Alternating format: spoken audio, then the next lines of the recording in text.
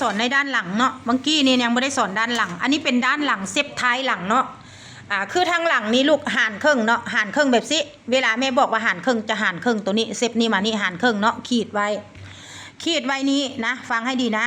ขีดไว้นี้แล้วเอาลงอีกเอาลง1 นิ้วเนาะ1 นิ้วพอเนาะเอาลง1 นิ้วพอแต่นี่มานี่นะเนาะ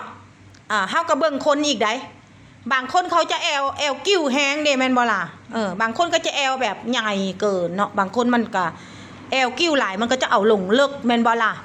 ฉะนั้นถ้าเอาลงเลิกกว่านี้อีกแล้วแม่นเขายากเวลาเฮาตัดสิ้นน่ะมันจะลั่นขึ้นเนาะ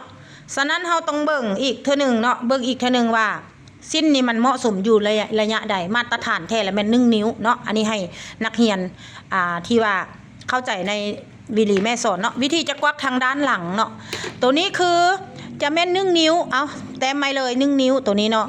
คือครึ่งนิ้วเนาะเว้าบ่ถูกครึ่งนิ้วเบื้องนี้ก็ครึ่งนิ้วเนาะฉะนั้นถ้าเอาไม้บรรทัดเนาะเอาไม้บรรทัดเบื้องนี้มากวักใส่แบบนี้เนาะเดี๋ยวใส่บอล1 นิ้วนี้โมเมนต์สิขีดลวดไปเลยบางคนขีดลวดเลยได้ขีดมาห่อนี่แล้วปิ้นไม้บรรทัดบางคนมักง่ายขีดลวดไปเลยเข้าหัวสิ้นแล้วเฮ็ดให้หัวสิ้นกับเจ้ามันบ่งามเนาะถ้าเอาระยะงามๆแม่นให้มันซึ่งกันโอเคนี่ขีดดีๆให้มันงาม